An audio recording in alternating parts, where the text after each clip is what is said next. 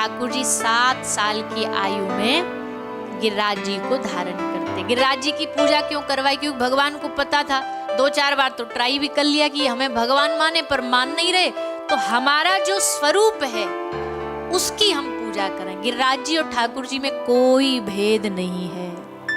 गिरिराज जी साक्षात भगवान का स्वरूप है।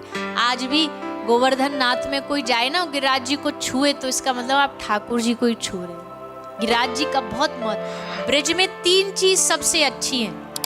अच्छी मतलब उत्तम श्रेष्ठ भगवान श्री कृष्ण के समय की है। कौन कौन सी? एक यमुना जी, बाकी सब चीजें बाद में आई, बाद में बनी, मंदिर बाद में बने, पर 3 चीज भगवान के समय की। यमुना जी, गिरिराज जी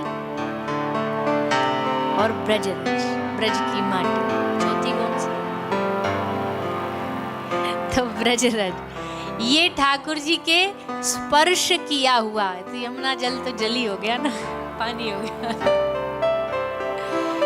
तो ब्रजराज श्री गोवर्धन नाथ जी और श्री यमुना जी का जल, ये 3 चीज। और आप लोग भी कभी वृंदावन जाओ ना, ब्रज जाओ, तो हम आपसे प्रार्थना करते, केवल लस्सी पेड़ा में ना उलझ जाया करो, चाट पकौड़ियों में ना उलझ जाया करो। आप तो नहीं उलझते, आप तो 2 दिन बचे आपके बीच में। पर कोई भी वृंदावन जाता है, हम तो प्रार्थना करते, भैया मंदिरों में जा सकते हो, बहुत बढ़िया, पर आजकल तो मंदिरों में भी भैया ऐसी ठसाठस है। हम ही बिहारी जी में जाए पता नहीं कितने महीने और सालों हो जाते। क्यों? बड़ा डर लगता है कि भैया कहाँ जाएंगे, कैसे निकलेंगे। तो अगर उन सब जगह पर दर्शन कर पा रहे हो, बहुत बढ़िया। नहीं भी कर पा रहे हो, तो वृंदावन का असली आनंद है, यमुना के तट पे बैठो, शांत भाव से यमुना जी के तट पर विराजमान होके ठाकुर जी का अनुभव करो।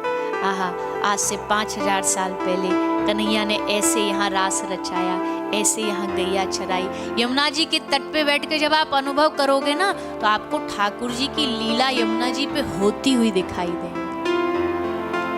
फिर गिरिराज जी जाओ, गिरिराज जी को प्रणाम करो, गिरिराज जी को स्पर्श करो, उनको छू के ठाकुर जी का अनुभव करो। और फिर तीसरी वृंदावन की माटी। माटी तो वहां की ऐसी है भैया, जब तक माटी उठा के पूरे शरीर पे ऐसे लगा ना लो बढ़िया ढंग से, तब तक लगे ही ना कि आप ब्रज गए हो। अब देखो, कितना भी महान कोई देश हो, कितना भी सुंदर, कितना भी प्राकृतिक कोई देश, आप बाली आए, बाली आके आपने यहाँ की मिट्टी ऐसे लगाई शरीर में, उल्टा नेकाद की गलती से लग गई तो अरे झाड़ो कपड़ा में गंदी हो गई, कपड़ा गंदा हो गया। और वृंदावन का रस यही है कि जाओ और सफेद कपड़ा, बढ़िया ड्राई क्लीनिंग वाले कपड़ा भले पहन के जाओ, पर वहां जाओ तो एक बार वृंदावन की रमन रेती की माटी में, रमन रेती लोटो नहीं, खियो न यमुना पान, रेमन तू जान्यो नहीं, ब्रज को तत्व महान।